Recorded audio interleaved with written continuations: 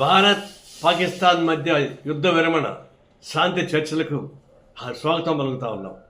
ఇది ఒక విధంగా ఎప్పుడైనా యుద్ధం అనేది మానవాళికి వ్యతిరేకమైంది.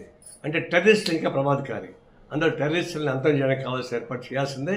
అది రేపు బయలేటర్ డిస్కషన్లో కూడా పాకిస్తాన్ భారతదేశ మధ్య చర్చల్లో కూడా ఎవరైతే పహల్గామ్లో దాడికి ప్లాన్ చేశారో ఆ టెర్రరిస్ట్ని వెనక్కి తీసుకురావాలా.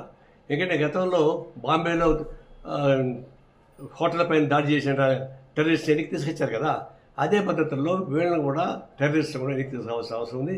దాన్ని బయట డిస్కషన్ పెట్టాలి. ఇంకొకటి, ఇప్పుడు శాంతి చర్చలు కొనసాగిస్తున్నాయి కదా, మరి ఒకప్పుడు నేను చెప్పిన దాన్ని నాకు నారాయణ పాకిస్తాన్కి పంపించాలని చెప్పేసి కొంతమంది బీజేపీ నాయకులు అవాక శాఖలు వాగారు. ఇప్పుడేమంటారు, ఇప్పుడు మోడీని పంపించాలన్నా పాకిస్తాన్కి? అనేక మందిని చనిపోయారు, 26 మంది చనిపోయారు, ముఖ్యపక్షాన్ని పెళ్లి చేయడం సరిపోయింది. అంత బాధపడిన వాళ్ళకంతా కాంపన్సేషన్ ఎవరు ఇస్తారు? వాటిపైన ఎవరు బాధ్యత ఇస్తారు? మరి అవన్నీ లేకుండా ఎందుకు సీజ్ ఫైర్ అయ్యారు? ఎందుకు పీఓకి ఎందుకు ఆక్రమించుకోవడం రిసీవ్ చేశారు? ఇవన్నీ చూసినప్పుడు మీరు టాక్టిఫుల్గా భారతదేశం అడ్డం పెట్టుకొని చేసే వ్యాపారం తప్ప ఇంకోటి నాకేం కనపడలేదు.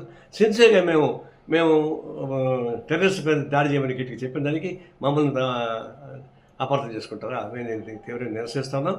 ఈ శాంతి చర్చను స్వాగతిస్తూ ఉన్నాం.